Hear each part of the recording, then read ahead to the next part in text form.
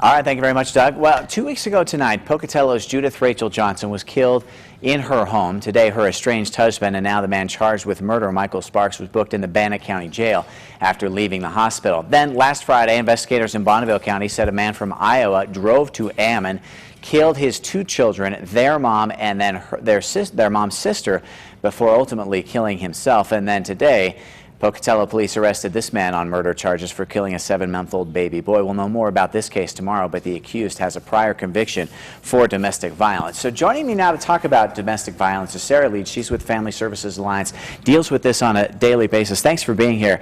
So this is potentially 7 lives lost in the last 2 weeks with what could be domestic violence cases.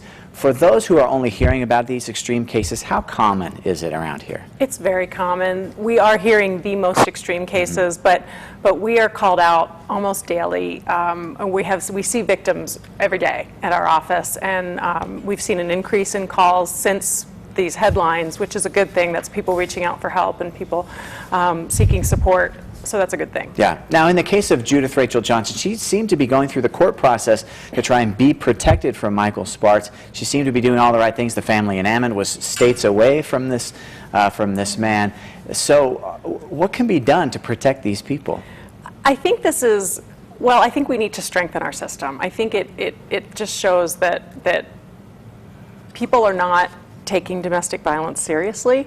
That violence is a choice in any case. It's a choice that people take. It's a learned behavior. We're surrounded by a culture of violence, and we need to hold people accountable for those choices.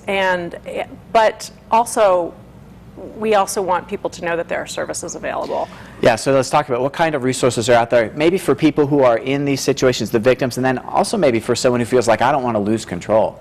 Absolutely. There is treatment for offenders. We always say that domestic violence is not an anger management issue. So really, anger management classes for someone who's perpetrating violence in their relationships or abuse, even if they never touch their partner, if they are emotionally abusive, economically abusive, domestic violence treatment is what's best for them. And right now there are in Pocatello, there's 2 programs for offenders. And most offenders are court ordered to be there. But people can come voluntarily. And we've had them at Family Services Alliance come voluntarily. And it's usually quite successful. So now, if people want to get involved and want to be part of the solution, you've got something coming up on Friday where they can. We do. We have a meeting we're calling Citizens Against Violence at this point, and what we're doing is calling out to the community to get involved. And we've had some shaken baby cases recently. So with sexual and domestic and child abuse, people who want to come and do something, we're going to just start brainstorming ways for everyday citizens to get involved. All right, FamilyServicesAlliance.com if you want more information. Sarah, thanks very much for being here. You're welcome.